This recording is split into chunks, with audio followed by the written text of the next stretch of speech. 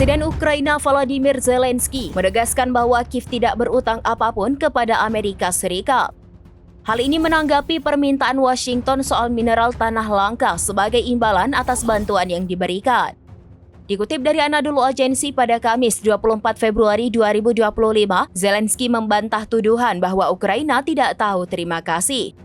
Ia justru bersyukur mendapat bantuan miliaran dolar dari Amerika Serikat untuk perang melawan Rusia. Namun jika Washington berhenti memberikan bantuan secara cuma-cuma, maka Zelensky tidak bisa berbuat banyak hal. Menurutnya perjanjian mineral tanah langka tidak memerlukan ratifikasi. Zelensky justru menekankan pentingnya memperkuat militer Ukraina saat ini ketimbang hal tersebut. Pernyataan ini menandai penolakan secara halus Ukraina kepada Amerika Serikat untuk memberikan mineral tanah.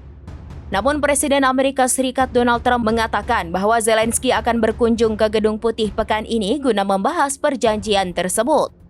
Trump mengklaim Ukraina pasti bersedia menyerahkan mineral tanah langka kepada Washington. Sementara Zelensky belum meninjau versi final kesepakatan itu.